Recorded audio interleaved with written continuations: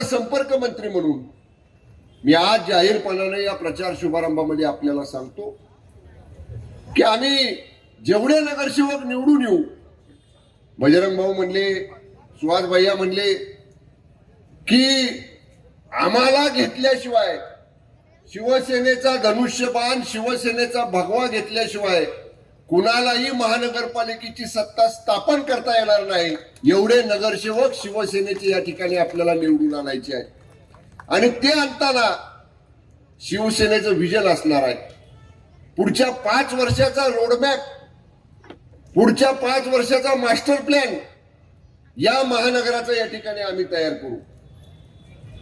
पहिल्या ही समाधानाची भावना त्या माणसाच्या चेहऱ्यावरती असायची.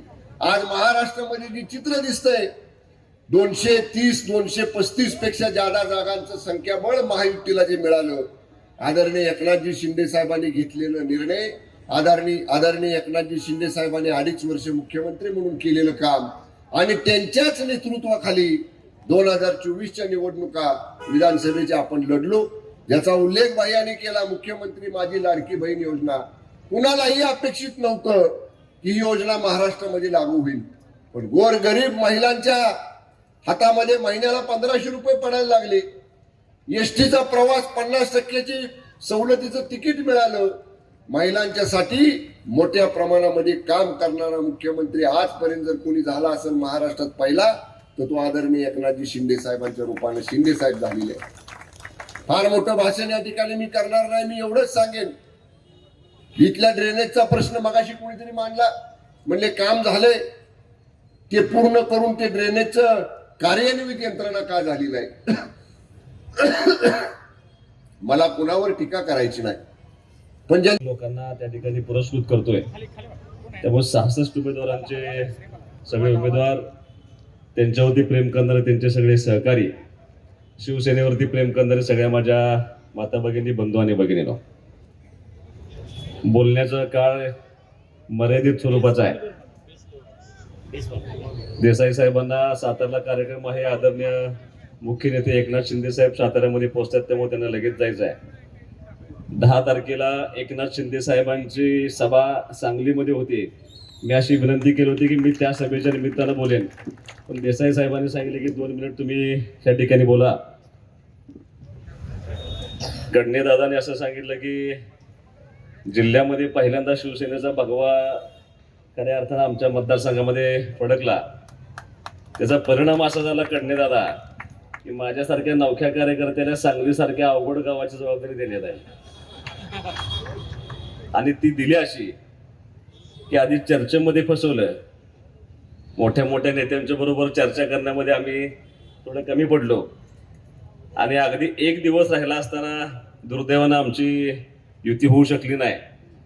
पण देसाई साहेब सांगलीकरांच्या सगळ्या तमाम जनतेचं, ह्या सांगलीमधल्या अनेक चांगल्या उमेदवारांचं तुमच्यावरती आदरणीय एकनाथ शिंदे साहेबांवरती एवढा प्रचंड विश्वास आहे की 7-8 तासामध्ये आपण ह्या शहराच्या महानगरपालिकेच्या निवडणुकीमध्ये 63 उमेदवार उभा करू शकलो. हे सगळ्यात मोठं यश. कारण भाजपनंतर सगळ्यात मोठा पक्ष कुठला असेल उमेदवार उभा करण्यामध्ये, तर शिवसेना आहे. आणि जे मनोगत आता आमच्या जिल्हाध्यक्षांनी व्यक्त केलं, जिल्हा प्रमुखांनी, की एका गोष्टीची खात्री तुम्हाला या व्यासपीठावर नक्की देतो साहेब, मी अगदी सामान्य कुटुंबातला कार्यकर्ता आहे.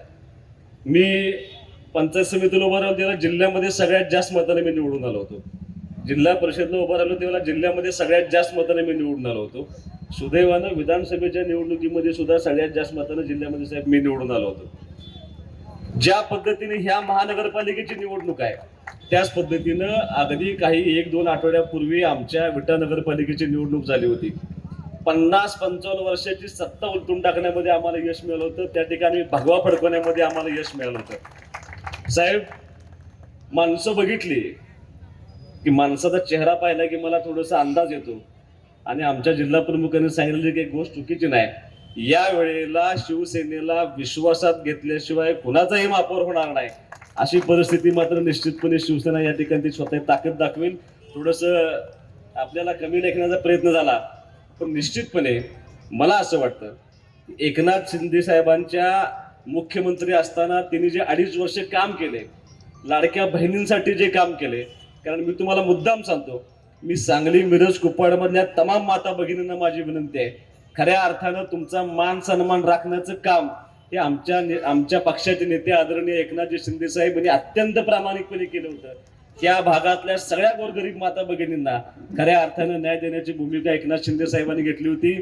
माझी निवडणूक, आता झालेली नगरपालिकेची निवडणूक, ह्या सगळ्या निवडणुका ह्या माझ्या माता भगिनींनी पार पाडलेल्या निवडणुकी होत्या. तोच माझा आत्मविश्वास आहे की या वेळेला सांगलीमध्ये सुद्धा 2 गोष्टी अत्यंत महत्वाच्या ह्या निवडणुकीला कारणीभूत ठरणारच आहे. कारण आज शिवसेना सोडली तर 50-55 वर्ष ह्या सगळ्या पक्षांनी सत्ता भोगलेलीच आहे. पण आज म्हणजे मी लहान असताना तुमचा शेरेनाला ऐकत होतो. आता माझी पोरं सुद्धा शेरेनालाच ऐकतात चांगलीच. अजून काय तो संपलाय असं नाही. शिंदे साहेबांनी जवळपास 400-450 कोटी रुपये मागच्या 3 वर्षामध्ये दिले होते, पण त्याचंही ड्रेनेजचं काम पूर्ण झाले पण जोडलेलं नाही. म्हणजे अशा अनेक गोष्टी ज्या गेल्या सांगलीच्या विकासामध्ये इतक्या गोष्टी पेंडिंग आहेत.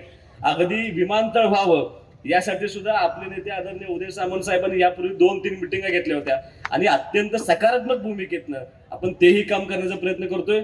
खऱ्या अर्थानं साहेब तुम्हाला माझी विनंती एवढीच आहे की हा माझा जिल्हा आहे. मी जरी ह्या गावचा नसलो तरी विटे शहरामध्ये माझ्या खानापूर विधानसभा मतदारसंघाचा हा जिल्हा आहे. हे जिल्ह्याचं गाव मोठं असावं, हे जिल्ह्याचं गाव तुमच्या पुण्या मुंबईला कॉम्पिटिशन करणारं गाव असावं, यासाठी ह्या गावाला मदत करणं खूप आवश्यक आहे. या गावाचा बेसिक गोष्टींचा विकास सुद्धा अजून खुंटलेला आहे, तो करणं खूप आवश्यक आहे. इथली MIDC चांगली करणं आवश्यक आहे. इथं उद्योगधंदे आले पाहिजेत अशी अपेक्षा आहे. अनेक वर्षापूर्वी या ठिकाणी IT इंडस्ट्रीसाठी अनेक लोकांनी प्रयत्न केला होता, पण कुणालाही यश मिळालं नाही.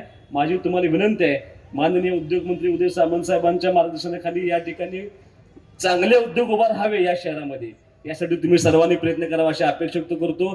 तुमच्या माध्यमातून मी सांगलीकरांना एक विनंती करणार आहे की अनेक वक्ते आता भाषण करून निघून जातील, अनेक पदाधिकारी येतील, अनेक पक्षांच्या सभा होतील, पण खऱ्या अर्थानं सांगली, मिरज, कुपवाडचा विकास व्हायचा असेल तर आदरणीय एकनाथ शिंदे साहेब नगर विकास खात्याचे मंत्री आहेत. तुम्हाला ह्या सगळ्यांच्या व्यासपीठावरून आम्ही तुम्हाला शब्द देतो, एक संधी तुम्ही आम्हाला द्या, आमचा प्रवेश त्या महानगरपालिकेमध्ये होऊ द्या. तुम्हाला येणाऱ्या 5 वर्षामध्ये या शहराचा चेहरामोहरा बदलण्यासाठी जेवढं काम करणं अपेक्षित आहे ते सगळं काम करून देण्याची जबाबदारी आम्ही सगळी व्यासपीठाची मंडळी अत्यंत ताकदीने त्या ठिकाणी आम्ही काम करू. समोर बसलेले सगळे उमेदवार निवडून आल्यानंतर 24 तास हे तुमच्या सेवेसाठी राहतील. एकही माणूस चुकीचं काम करणार नाही, मी हे माझ्या विटा नगरपालिकेमध्ये सांगून आलोय. तोच शब्द आम्ही तुम्हाला या निमित्तानं देण्याचा प्रयत्न करतोय, तो तुम्ही मान्य करावा. एक संधी आम्ही तुम्हाला मागतोय, ती संधी तुम्ही आम्हाला सर्वांना द्यावी.